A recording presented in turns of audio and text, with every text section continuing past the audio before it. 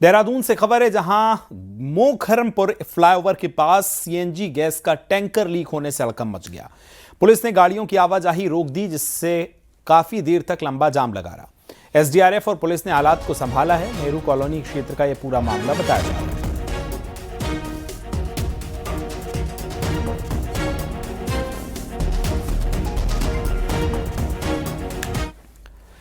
नैनीताल के खूपी में एक सड़क हादसे में एक शख्स की मौत हो गई। बोलेरो और बस की टक्कर के बाद बस पलट गई, जिससे बस के नीचे एक शख्स दब गया और उसकी मौत हो गई, जबकि 8 यात्री घायल हो गए। सभी घायलों को निकालकर हल्द्वानी के अस्पताल भेजा गया, जिसमें से एक यात्री की हालत नाजुक है।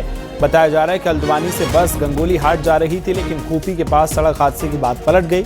हादसे के बाद अफरा तफरी मच गई तो ग्रामीणों ने पुलिस को हादसे की सूचना दी, जिसके बाद राहत बचाव स्थानीय लोगों के साथ पुलिस व एसडीआरएफ की टीमें मौके पर पहुंची और घायलों को निकालकर अस्पताल में भेजा।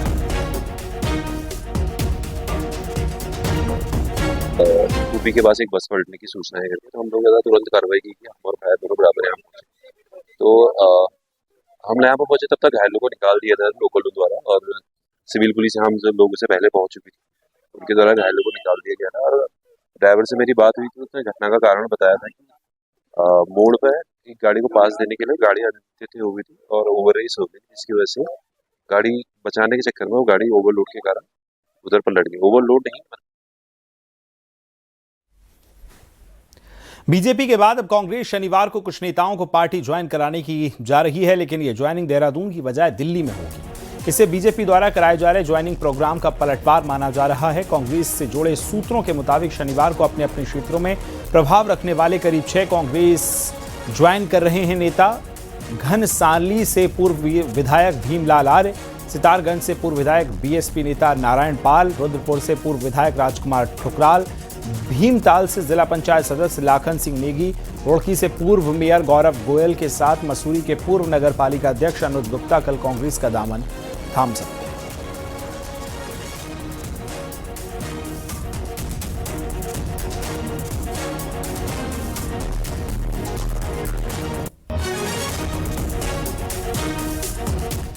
देहरादून से बड़ी खबर मिल रही है, जहां जिलों के प्रभारी मंत्रियों की लिस्ट जारी कर दी गई है। राम सिंह केड़ा बागेश्वर के प्रभारी बनाए गए। मदन कौशिक को पौड़ी की जिम्मेदारी दी गई। प्रदीप बत्रा को ऊधम सिंह नगर, इसके साथ ही भरत चौधरी चमोली और चंपावत के प्रभारी बनाए गए। वहीं सौरभ बहुगुणा को उत्तरकाशी का प्रभारी मंत्री बनाया गया है, जबकि खजान दास को नैनीताल का जिम्मा सौंपा गया है। सुबोध उनियाल को देहरादून और रेखा आर्या को पिथौरागढ़ का प्रभारी बनाया गया है। इसके साथ ही धन सिंह रावत अल्मोड़ा के प्रभारी बनाए गए, जबकि गणेश जोशी टिहरी और रुद्रप्रयाग के प्रभारी बनाए गए। सतपाल महाराज को हरिद्वार का प्रभारी मंत्री बनाया गया है।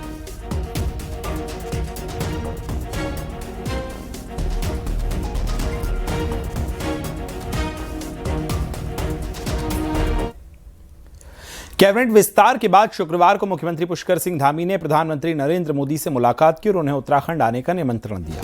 मुलाकात के दौरान सीएम ने आने वाले कुंभ मेले समेत कई योजनाओं के बारे में सहयोग के लिए पीएम मोदी का आभार जताया। इस दौरान सीएम ने रैपिड रेल को मेरठ से हरिद्वार ऋषिकेश तक बढ़ाने, दिल्ली हल्द्वानी एक्सप्रेसवे के निर्माण को और टिहरी झील में सी प्लेन सेवा शुरू करने का प्रस्ताव रखा।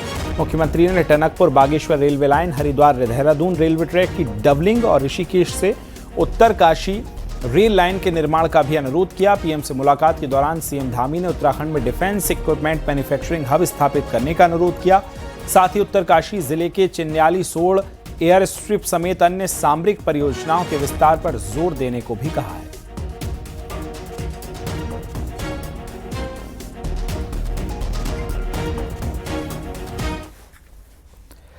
उत्तराखंड के सरकारी स्कूल में क्लास 3री और 6वीं के सिलेबस में लगातार सरकार ने बड़ा बदलाव किया। एनसीईआरटी की मंजूरी भी मिल गई है और इसे सेशन से नई किताबों में बच्चों के हाथ में पढ़ाया भी जाएगा। लेकिन नए सिलेबस की चर्चा होते ही राजनीति शुरू हुई। आखिर क्या है यह बदलाव? न्यूज़ 18 की एक्सक्लूसिव रिपोर्ट में आपको दिखाते हैं।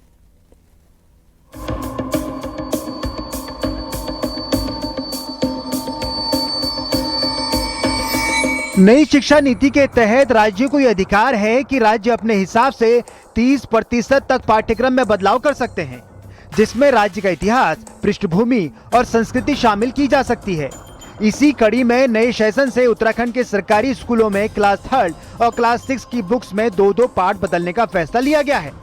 SCERT ने अंग्रेजी, हिंदी, सोशल साइंस और गणित के कुछ चैप्टर बदल दिए हैं।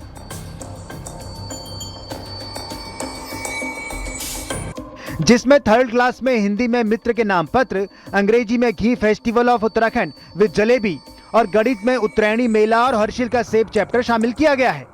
जबकि क्लास 6 में अंग्रेजी में ठेकुआ एंड ठेकुली और the brave women of the Chipko movement chapter जोड़ा गया है। वहीं हिंदी में मुझको पहाड़ ही प्यारे हैं और उत्तराखंड के लोक उत्सव बिखोती मेला को जोड़ा गया है,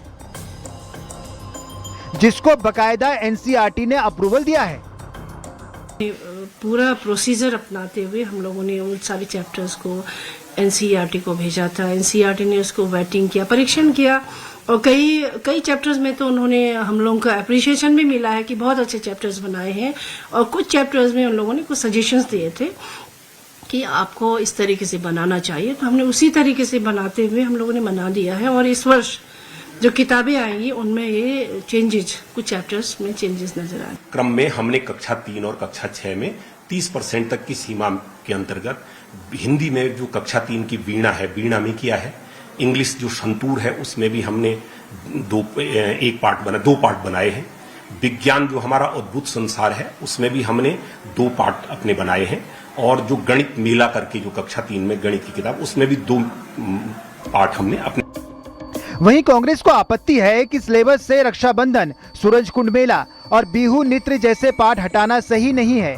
वहीं अगर बद्रीनाथ के बारे में बताया जा रहा है तो पिरान कलियर भी बच्चों को पता होना चाहिए।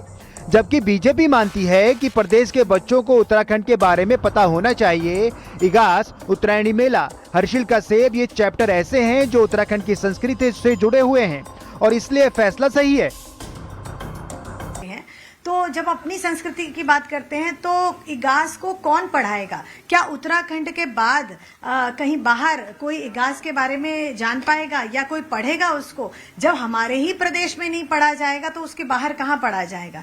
जब हमारी संस्कृति, हमारी ऐपण कला, हमारे जो चीजें हैं, हमारे बद्रीनाथ जी अपने प्रदेश की जो चीजें हैं, जब हम उसको अपने बच्चों तक नहीं पहुंचा पाएंगे तो हम बाद में उनको बाहर इस प्रदेश के बाहर के लोग कैसे जान पाएंगे? ये तो अगर हमारे धामों के बारे में बताया जा रहा है इसका स्वागत है, लेकिन हमारे ही उत्तराखंड में पिरान कलियर भी है, उसके बारे में भी सिखाया जाना चाहिए। क्योंकि ये बच्चे जो है कल को राज्य से बाहर जाएंगे और पूरी दुनिया में अलग अलग तरीके के लोग होंगे, अलग अलग परिवेश में उन्हें रहना पड़ेगा, तो उनके अंदर एक बैलेंस हो। मगर साथ में जब आर्थिकी की बात होती है तो आप कौन सी आर्थिकी पढ़ा रहे हैं? अपने डेटा को दिखा रहे हैं क्या?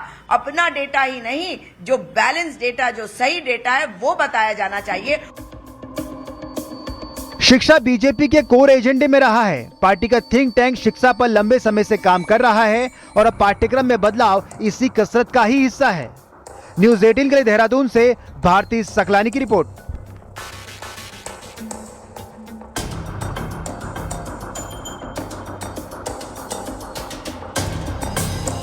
19 अप्रैल से शुरू होने वाली चारधाम यात्रा की तैयारियां जोरों पर हैं। सीएम धामी ने कहा कि चारधाम यात्रा 2026 को इस वर्ष नई दृष्टि और सुदृढ़ संकल्प के साथ आगे बढ़ाया जा रहा है, जहां प्रत्येक श्रद्धालु की सुरक्षा और सुविधा प्राथमिकता सरकार की है। यात्रा मार्गों से लेकर धामों तक व्यवस्थाओं को इस प्रकार विकसित किया जा रहा है कि दर्शन का अनुभव सहज, व्यवस्थित और आत्मिक शांति से परिपूर्ण हो।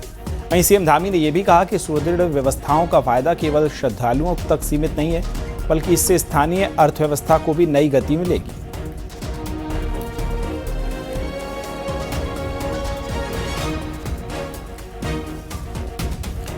और अब चारधाम यात्रा को लेकर सियासत भी गर्म हो गई है। गैर हिंदुओं की एंट्री पर बैन के बाद अब कारोबार पर भी सख्ती की तैयारी है। सरकार चारधाम में गैर हिंदू व्यवसायियों की भूमिका सीमित करने का प्लान कर रही है, जिसे विपक्ष चुनावी स्टंट करार दे रहा है। रिपोर्ट हम आपको दिखा रहे हैं।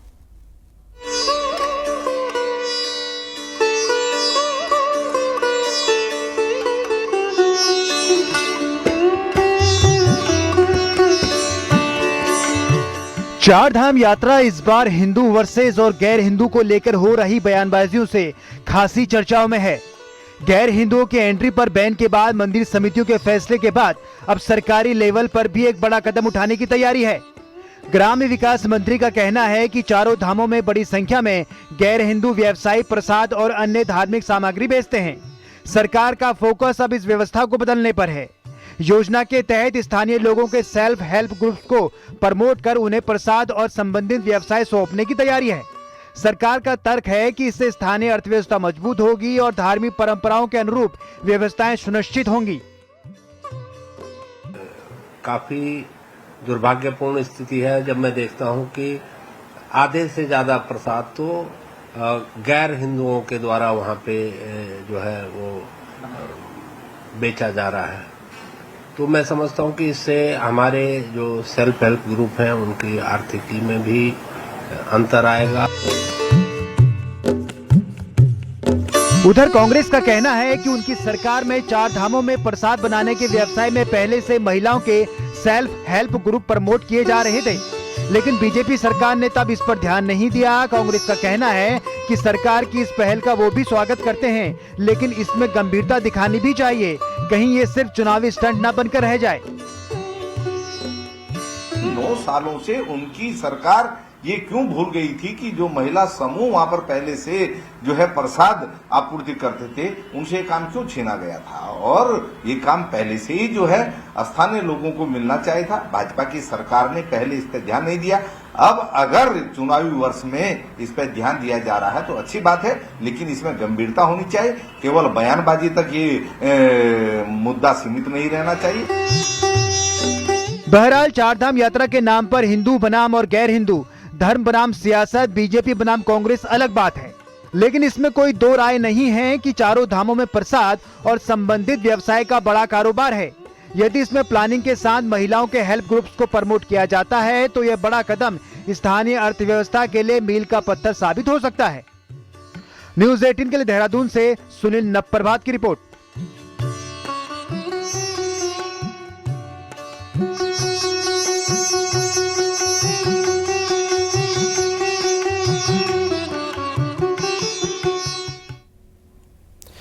हरिद्वार से सांसद त्रिवेंद्र सिंह रावत ने केंद्र सरकार से ग्लेशियर झीलों की रियल टाइम सैटेलाइट और ग्राउंड आधारित मॉनिटरिंग को मजबूत करने की मांग की।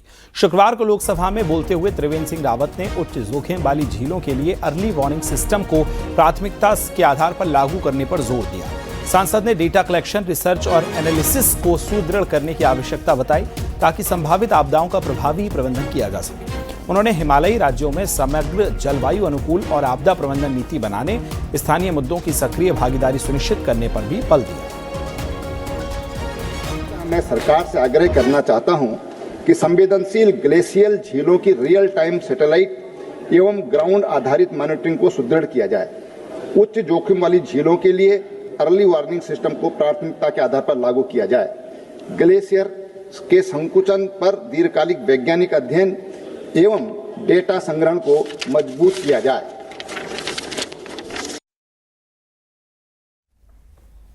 इन दिनों उत्तराखंड में चल रही प्री SIR प्रक्रिया राजनीतिक दलों के लिए किसी लिटमस टेस्ट से कम नहीं है। चुनाव आयोग के आंकड़े बता रहे हैं कि विधानसभा से लेकर बूथ स्तर तक एजेंट नियुक्त करना दलों के लिए बड़ी चुनौती है। इसी से जुड़ी एक रिपोर्ट हम आपको दिखा रहे हैं।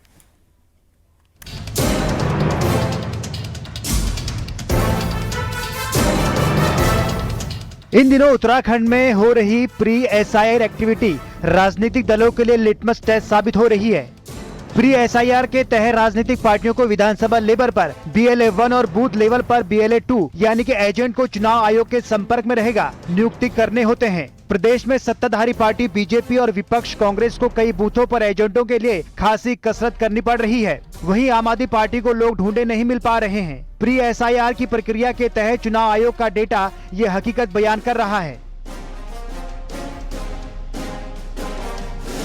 राजनीतिक दलों को 70 विधानसभा में 70 BLA 1 नियुक्त करने हैं। बीजेपी ने 70 की नियुक्ति कर दी है, लेकिन कांग्रेस 69 विधानसभाओं में ही नियुक्ति कर पाई है। देहरादून जिले की एक विधानसभा में कांग्रेस को BLA 1 नियुक्त करने के लिए एक अदद कार्यकर्ता नहीं मिल पाया। राज्य में 11,000 से ज्यादा पोलिंग बूथ हैं। राजनीतिक पार्टियों को इतने ही एजेंट नियुक्त करने हैं, जिन्हें BLA 2 कहा जाता है। कांग्रेस ने अभी तक 9,506 बूथों पर एजेंट नियुक्त कर दिए हैं, जबकि बीजेपी इससे थोड़े पीछे 9,276 बूथों पर एजेंट नियुक्त कर पाई है।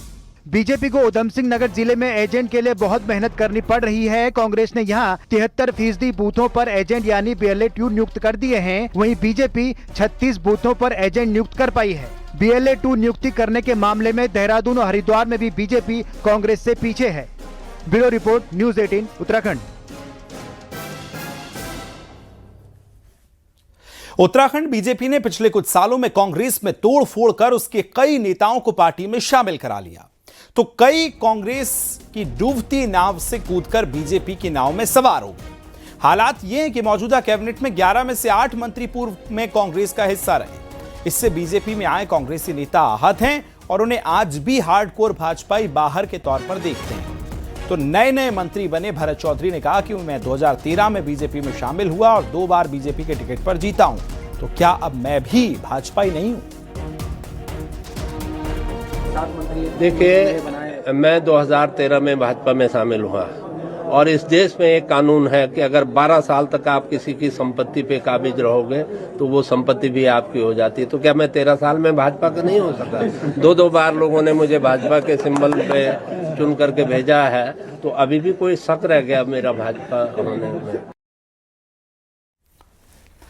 गढ़वाल और कुमाऊं को जोड़ने वाली कंडी मार्ग बनने की अब आस जग गई है। बीजेपी सांसद अनिल बलूनी ने इसे बनाने का बीड़ा उठा लिया है।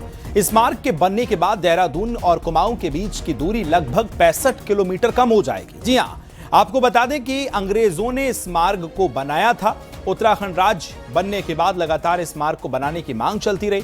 गौरतलब है कि लालडांग से चिल्लर खाल तक 18 किलोमीटर निर्माण कार्य की अनुमति सुप्रीम कोर्ट ने दे दी है। इसके लिए बीजेपी सांसद अनिल बलूनी ने काफी प्रयास किए और इसी के साथ अनिल बलूनी ने कोट द्वार से रामनगर तक 100 किलोमीटर सड़क निर्माण कार्य के लिए सुप्रीम कोर्ट में एक पिटीशन डाली है। इस रोड के बनने से उत्तराखंड वासियों को 150 किलोमीटर यूपी नहीं जाना पड़ेगा और देहरादून से कुमाऊं की दूरी कुल 65 किलोमीटर कम हो जाएगी।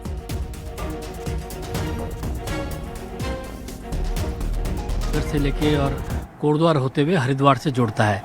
ये आने वाले समय में ये उत्तराखंड की लाइफलाइन बनेगी और जब से उत्तराखंड हमारा राज्य बना है तब से प्रत्येक उत्तराखंड वासी के मन में ये है कि एक ऐसा मार्ग हो जिससे हम अपने कुमाऊं अंचल से गढ़वाल अंचल में हम लोग जा सकें। अभी वर्तमान में अगर नैनीताल से, हल्द्वानी से किसी को भी देहरादून जाना है तो उसको लगभग 150 किलोमीटर उत्तर प्रदेश के अंदर से गुजरना पड़ता है। जो रामनगर से कोटद्वार का कंडी मार्ग है उसके लिए माननीय सुप्रीम कोर्ट में मैंने एक पिटीशन भी की है। जल्दी वो सुनवाई पे भी आएगा और मुझे पूरा विश्वास है कि इस मार्ग को हम पूरा बनवा भी पाएंगे। उत्तराखंड के लोग अपने राज्य में अपने राज्य से ही जाने, अपने ही राज्य मार्ग से जा पाएंगे। यहां रुक रहे हैं, बहुत छोटे से ब्रेक के लिए, जल्द हाजिर होंगे।